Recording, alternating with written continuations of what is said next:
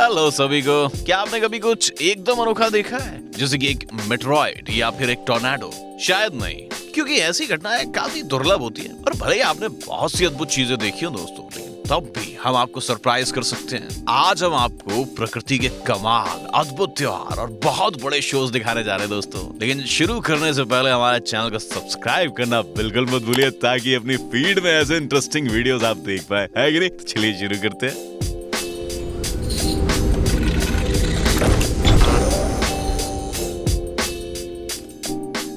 Unusual snow drifts. आप कभी भी एक्सपेक्ट नहीं करोगे कि सऊदी अरेबिया ठंडा और बर्फ से भरा हो, है ना? यहाँ का टेम्परेचर 45 डिग्री से भी ऊपर जा सकता है, और यहाँ हर साल 15 मिलियन से ज्यादा टूरिस्ट विजिट करते हैं। लेकिन हम आपको एक चीज बताते हैं, यहाँ का मौसम कभी कभी अनप्रेडिक्टेबल हो जाता है और वह बहुत सरप्राइज कर सकता है। जी हाँ, एक बात बताता हूँ, हाल ही में सऊदी के ताबुक इलाके में स्थानीय लोगों ने बर्फबारी होते देखी। जी हाँ, सऊदी की बात करो। लेकिन इंटरेस्टिंग बात यह है कि वहाँ के लोग इस बर्फ का ज्यादा देर तक मजा नहीं ले पाए। उन्होंने देखा कि ये बर्फ तुरंत रेत के नीचे गायब होने लगी। वैसे ही नजारा ऐसा लग रहा था जैसे आइसक्रीम पर चॉकलेट लगाई गई हो। हालांकि यहाँ ऐसा पहली बार नहीं हुआ है दोस्तों। सऊदी अरेबिया के कुछ इलाकों में अक्सर बर्फबारी होती रहती है। इस बर्फ के बीच ऊंटों को चलते देखना आपकी क्रिसमस हॉलिडे और बेहतरीन बना देगा। आप लोग इन ऊंटों के बारे में चिंतित होंगे, लेकिन फिक्र ये कोई बात नहीं है। एक्सपर्ट्स कहते हैं कि एक्सट्रीम केसेस में जानवर -50 डिग्री सेल्सियस का तापमान भी झेल सकते हैं। देख रहे हो? Fairy tale in the sky. दुनिया के बहुत बड़े शहरों में पब्लिक हॉलिडेज पर फायरवर्क्स लॉन्च किए जाते हैं। इसमें कोई सरप्राइजिंग बात तो है नहीं, लेकिन हमारा यकीन कीजिए कि कुछ शोज पायरोटेक्निक्स को ना एक अलग लेवल पर लेके चले जाते हैं। इनमें से सबसे फेमस कनाडा का एक सबसे बड़ा शहर मॉन्ट्रियल में होने वाला फायरवर्क्स फेस्टिवल है भैया। इसमें क्या होता है, इस इवेंट के दौरान एक साथ हजारों पटाखे आसमान में छोड़े जाते हैं। लेकिन इतना ही काफी नहीं है, हर पटाखा जो होता है ना, वो चलने वाले बैकग्राउंड म्यूजिक के साथ सिंक्रोनाइज्ड होता है। इसका नतीजा बेहद खूबसूरत होता है। म्यूजिक के साथ चल रही आतिशबाजी को देखकर हमें किसी एलियन फेरी टेल में होने का एहसास होता है। कसम से मजा आ जाता है। शायद इसीलिए इस इवेंट को देखने के लिए 3 मिलियन से भी ज्यादा लोग यहाँ आते हैं, महंगे से महंगा टिकट खरीदते हैं। इसे और भी इंटरेस्टिंग बनाने के लिए दुनिया भर के कई फायरवर्क कंपनीज एक दूसरे के साथ कंपीट करते हैं। हर कंपनी को ऑडियंस को इम्प्रेस करने के लिए आधे घंटे का समय दिया जाता है, और इस आधे घंटे के दौरान सिर्फ विजिटर्स ही नहीं, बल्कि मॉन्ट्रियल के सामान्य नागरिक भी दूर से अद्भुत नजारे देखते हैं। eerie scene। क्या ये फुटेज देखकर आपको डर लग रहा है दोस्तों? लेकिन ये सोचने की जल्दबाजी मत कीजिए कि ये किसी सीरियल किलर की फिल्म का सीन है। सच तो पता है क्या है कि यहाँ कोई क्रिमिनल एक्टिविटी है ही नहीं। ये कहानी इंडोनेशिया के एक छोटे शहर की है। यहाँ की एक पेंट फैक्ट्री में क्या हुआ दोस्तों, बाढ़ आ गई और अचानक कई टन लाल पेंट वहाँ के लोकल स्ट्रीट्स पर बहने लगा। मजे की बात पता है क्या है दोस्तों? इंडोनेशियंस ने पहले भी ऐसे सीन्स देखे। कुछ ही टाइम पहले एक दूसरे शहर की सड़कें हरे रंग के पानी से भर गई थी। वैसे यहाँ के निवासी पता क्या कहते हैं? उन्होंने पर्पल पानी से भरे हुए गड्ढे भी देखे हैं। जी हाँ, यहाँ की अथॉरिटीज कहते हैं कि पानी लोगों के लिए हानिकारक नहीं है, और ना ही इन पेंट्स में भी टॉक्सिक चीजें मिलाई जाती है। Well, we really hope so. Magic garden. आग और पानी कभी भी एक साथ नहीं रह सकते। जब हम दोनों भाई जुट्टम जुट्टा लड़ते हैं ना, तो मेरी मम्मी बोलती है बात। वेल, आपको तो पता नहीं होगा कि हमारे वीडियोस के प्रश्न हमेशा ट्रिकी होते हैं। तो आगे बढ़ते हैं पेंसिल्वेनिया के लॉन्गवुड गार्डन्स में। फिजिक्स के नियम थोड़े अलग तरीके से काम करते हैं। यहाँ किसी फाउंटेन में पानी की जगह आग भी लग सकती है। जी हाँ, आप यहाँ जो कुछ भी देखोगे सचमुच किसी आर्ट से कम नहीं है। यहाँ बेहतरीन European style architecture, beautiful music और अनोखे पेड़ देख सकते हैं। इस ब्यूटी को मेंटेन करने के लिए 600 से ज्यादा एम्प्लॉइज काम करते हैं दोस्तों। हालांकि लॉन्गवुड गार्डन्स आने वाले टूरिस्ट खूबसूरत पेड़ों को देखने नहीं, बल्कि यहाँ की लोकल सिंगिंग फाउंटेन्स देखने के लिए आते हैं। ये ना सिर्फ अलग अलग शेड्स तैयार करते हैं, बल्कि कुछ ऑप्टिकल इल्यूजन्स भी बनाते हैं। फॉर एग्जाम्पल, एक चलता हुआ क्रिसमस गार्लैंड या एक ओलंपिक टॉर्च। Mysterious glow.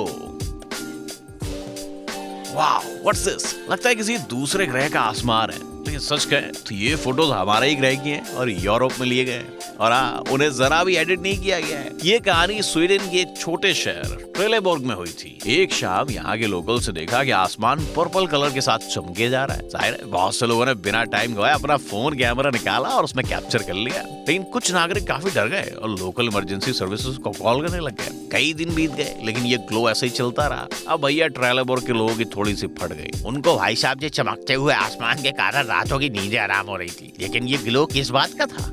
ये कोई केमिकल वेपन्स थे क्या, या किसी एलियन इन्वेजन के कारण ऐसा हो रहा है कि जादू आएगा रात को? लेकिन इसका जवाब काफी सिंपल था। पता क्या था? थोड़ी इन्वेस्टिगेशन हुई, फिर पता चला भैया ये ग्लो एक लाइटिंग सिस्टम की वजह से आया था, जिसे पास के किसान ने अपने टोमेटो फार्म पे इंस्टॉल किया था। भला हो तेरा। इस सिस्टम से छोटे पौधों पर अच्छा असर होता है और ये ज्यादा दिनों तक फसल पैदा करते हैं। लेकिन आखिरकार शहर के लोगों की शिकायत की वजह से इस किसान ने रात को लाइट्स बंद रखने का वादा किया।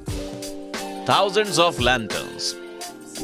कई लोगों के लिए लास वेगास का मतलब सिर्फ गैम्बलिंग और पार्टीज होता है, बट एक्चुअली इस रिजॉर्ट सिटी में चिल करने के और भी तरीके होते हैं। फॉर एग्जांपल, आप यहाँ के world famous rise lantern festival में जा सकते हैं। पता है क्या होता है? हर साल होता है ये, और आपको शहर से थोड़ा दूर जाना होगा क्योंकि ये इवेंट मुजावे डिजर्ट में होता है, जो लास वेगास से 45 मिनट की दूरी पर है। मैं तो ऐसे बता रहा हूँ जैसे आप बिल्कुल अभी गाड़ी पकड़ के बैठे हो। राइज के दौरान क्या होता है, आसमान में हजारों लैंटर्न्स छोड़े जाते हैं और ये बेहद स्पेक्टेकुलर लगता है दोस्तों। ये देखिए, यहाँ आप दर्शकों के ऊपर हजारों लैंटर्न्स देख सकते हैं, ठीक किसी डिज्नी कार्टून की तरह। इसके साथ ही यहाँ फेमस म्यूजिशियंस के परफॉर्मेंसेस, बेहतरीन खाना और एक बड़ा फायरवर्क डिस्प्ले भी होता है। और हमें तो इन तस्वीरों को देखकर ही गूज़बम्प्स महसूस हो रहे हैं। क्या मस्त चीज है। पता नहीं वहां के लोगों को कैसा लगता होगा।